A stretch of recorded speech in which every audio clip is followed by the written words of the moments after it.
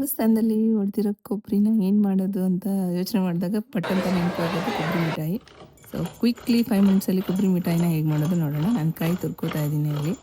ಆದಷ್ಟು ಕೆಳಗಡೆ ಕುತ್ಕೊಂಡು ತುರಿದ್ರೆ ಚೆನ್ನಾಗಿ ಬರುತ್ತೆ. 5 ಬಟ್ಲು ಕಾಯಿಗೆ ನಾನು 1 1/2 ಕಪ್ ಸಕ್ಕರೆ ಹಾಕ್ತಾಯಿದ್ದೀನಿ. ತುಂಬ ಸ್ವೀಟ್ ಏನು ಬೇಕಾಗಲ್ಲ. ಸೊ ಹಂಗಾಗಿ 1 1/2 ಕಪ್ ಸಕ್ಕರೆ ಹಾಕ್ತಾಯಿದ್ದೀನಿ. ನೀವು ನಿಮ್ಮ ಸ್ವೀಟ್ ಮೆಜರ್ಮೆಂಟ್ ನೋಡ್ಕೊಂಡು ಹಾಕಿದ್ರೆ ಸಾಕು. ಇಲ್ಲಿ 1 ಕಪ್‌ನಷ್ಟು ನೀರು ಆ್ಯಡ್ ಮಾಡ್ಕೋತಾ ಇದ್ದೀನಿ. ಸಾಕು 1 ಕಪ್ ಸಾಕಾಗತ್ತೆ. ಇದು ಕುದೀತಾ ಇದ್ದಂಗೆ ಸ್ವಲ್ಪ ತುಪ್ಪ ಆ್ಯಡ್ ಮಾಡಿದ್ರೆ ಆಯಿತು. ತುಪ್ಪ ಆ್ಯಡ್ ಮಾಡಿದ್ರೆ ಅದು ಚೆನ್ನಾಗಿ ತಳ ಹತ್ಕೊಳ್ದಿರೆ ಚೆನ್ನಾಗಿ ಬರುತ್ತೆ.